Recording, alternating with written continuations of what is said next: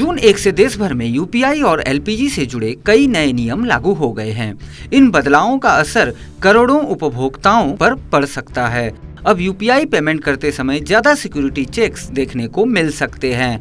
वहीं LPG connection और cylinder refill के नियम भी बदल गए हैं। तो आखिर क्या क्या बदला है और इन नए नियमों का आपकी जेब और रोजमर्रा की जिंदगी पर क्या असर पड़ेगा? सबसे पहले बात यूपीआई की। डिजिटल पेमेंट सिक्योरिटी को मजबूत करने के लिए गूगल पे, फोन पे और पेटीएम जैसे यूपीआई ऐप्स अब कुछ हाई वैल्यू ट्रांजैक्शंस पर बायोमेट्रिक वेरिफिकेशन मांग सकते हैं।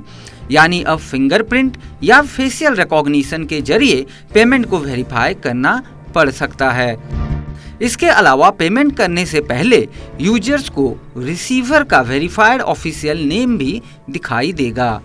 इसका उद्देश्य गलत अकाउंट में पैसे जाने और ऑनलाइन फ्रॉड को कम करना है। एक और बड़ा बदलाव एटीएम विड्रॉल से जुड़ा है। अब UPI based cardless ATM withdrawals भी बैंक की मंथली फ्री विड्रॉल लिमिट्स में गिने जाएंगे। यानी अगर ग्राहक तय सीमा से ज्यादा विड्रॉल्स करते हैं तो उन्हें अतिरिक्त चार्जेस देने पड़ सकते हैं। अब बात एलपीजी रूल्स की। जून 1 से पाइप्ड नेचुरल गैस यानी पीएनजी कनेक्शन लेने वाले लोगों को 30 दिनों के भीतर अपना एलपीजी कनेक्शन सरेंडर करना होगा। इसके साथ ही जिन लोगों के पास पहले से एक्टिव पीएनजी कनेक्शन है वो नया एलपीजी कनेक्शन नहीं ले सकेंगे। सरकार ने एलपीजी सिलेंडर रिफिल के वेटिंग पीरियड में भी बदलाव किया है।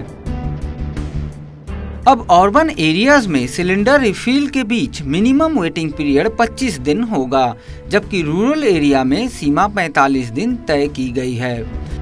इसके अलावा सरकार ने one house one connection policy को और सख्ती से लागू करना शुरू कर दिया है। इसका उद्देश्य एक ही परिवार द्वारा मल्टीपल एलपीजी कनेक्शंस रखने पर रोक लगाना है। सरकार का कहना है कि इन नियमों का मकसद एफिशिएंसी बढ़ाना, मिसयूज रोकना और कंज्यूमर सेफ्टी को मजबूत करना है। यानी जून 1 से लागू हुए ये नए यूपीआई और एलपीजी रूल्स सीधे तौर पर करोड़ों लोगों की डेली लाइफ पर प्रभावित करेंगे। ऐसे में जरूरी है कि आप इन बदलावों को समझें ताकि पेमेंट हो या एलपीजी रिफिल, किसी भी नए नियम से आपको परेशानी न हो।